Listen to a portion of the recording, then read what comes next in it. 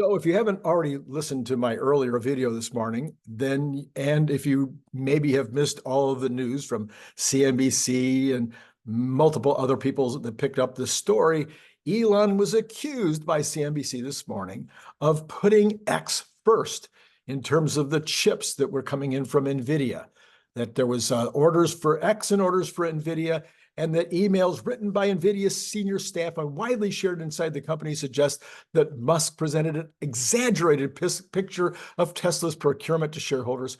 Correspondence from Nvidia's staffers also indicate that Musk diverted a sizable shipment of AI processors that had been reserved for Tesla to his social media company X, formerly known as Twitter.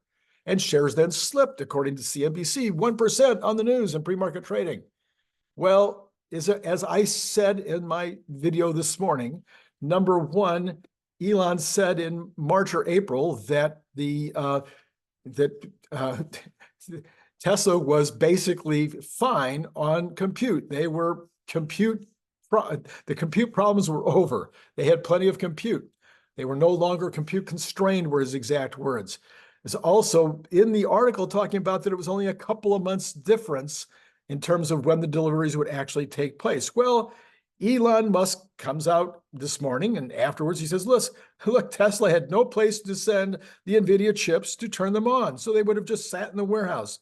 The south extension of Giga Texas is almost complete, and it will house 50,000 of the H100s for FSD training. So now that's completely put to rest. The stock, well, no, the stock is still down, but then markets are down. The Dow has now dropped into negative territory it was in positive territory. NASDAQ is down 65. Tesla's down $1. It was up 70 cents before this news broke. So it may be that the negative news is still impacting the story or impacting the stock. But anyway, it also caused another sort of kerfuffle around the world of Elon this morning and Tesla, with people saying, well, gee whiz, he should have a PR department. What's wrong with him? If CNBC had called the PR department, then this wouldn't have been such a big story. Oh, really? You think so? Do you think it would have even changed the headline? I don't think it would have even changed the headline. It still would have suggested that Elon was a fraud and, was taking advantage of the Tesla shareholders and to advantage X. And then there would have been this paragraph at the very end of the story. The story would have read exactly the same. It would have been, there would have been a little one paragraph at the end. It was said, Tesla claimed, we reached out to Tesla, and Tesla says that they didn't need them at that point and wouldn't be using them until June.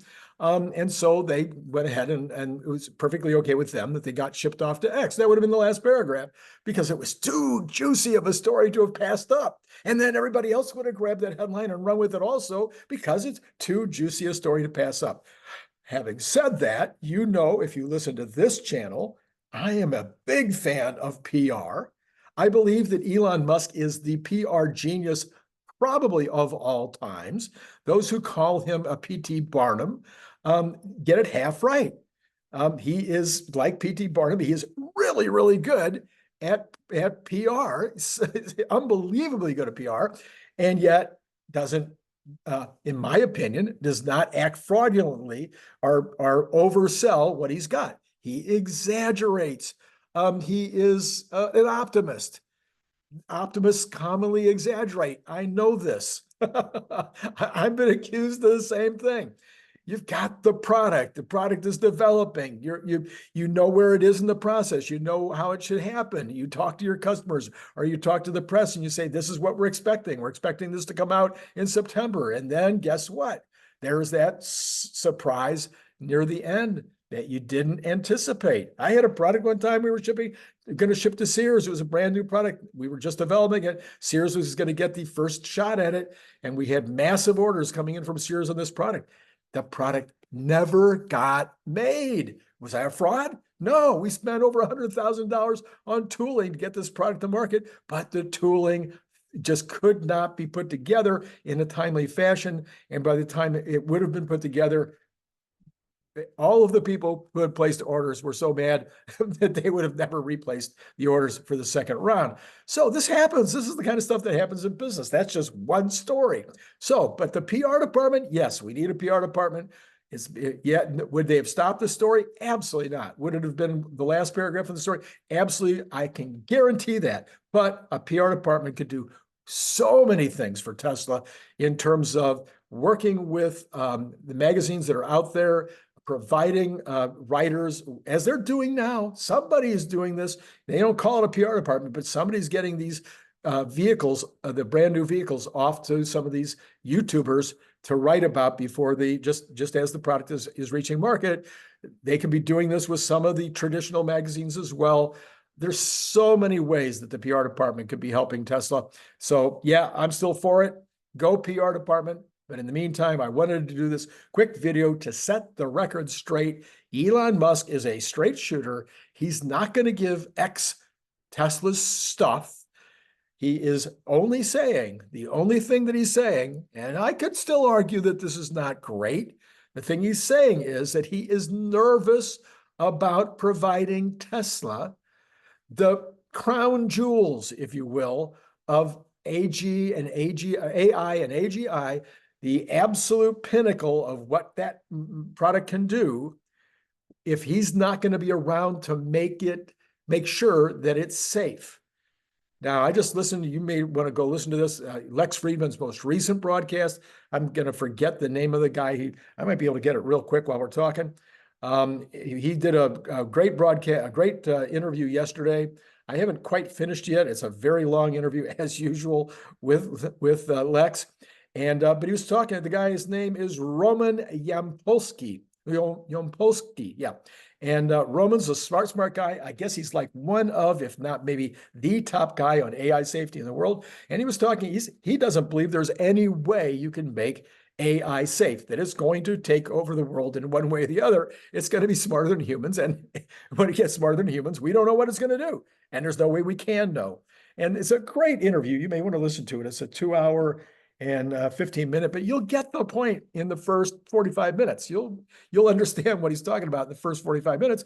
I don't know whether that's true or whether it's not true, but it makes sense. It's logically consistent. So Elon, believing along these same lines, and I don't think anybody that's in the business doesn't think it's potentially dangerous, either through its own, going rogue, or through bad players that are running an AGI system. But the problem is that even if you're a bad player, how do you know when it's gone rogue? So yes, this is the problem. So Elon doesn't want, the CalPERS people and the ISS people, and BlackRock and the folks that have these large voting shares, or large ability to persuade people to vote a certain way. He doesn't want those people to be hoping for the amazing potential profits that could come from Elon deciding to become rogue himself with regard to AGI and just being all about the profits and not about the safety. That's what he's worried about. You can't believe that he cares about money. He's living in a 700 square foot house. It's like, this is not what turns him on. So the final word on this is, that's what Elon's worried about. That's why Elon wants his package to pass. That is what it's all about next week, and also the 25% that he's saying he needs in order to feel comfortable about going to the next step, not to the steps that are already there. Optimus is still going to work. He just won't have AGI. The AI will give him Optimus will have tremendous amounts of capability without going all the way to AGI. And Elon's not slowing that part down. People misunderstand that. Let me know in the comments below if you misunderstood that. No, Optimus will still be out there, still be working in factories, maybe still working near home. He just won't be part of this ultimate technology that maybe we don't want anyway. Anyway, that's it. I just wanted to pop in and have that conversation with you. If you haven't looked at this morning's video, I'll put the card right here. Go finish up the video. There was a lot of amazing stuff breaking on that video that you do need to know about. It's going to help you understand. Oh, let me just real quick and see if Tesla, popped up into the green yet. Nope, still sitting 86 cents down. So that's a kind of, it's been in that range pretty much for the last hour. Okay, that's all I got. Talk to you later, and it's been great talking to you.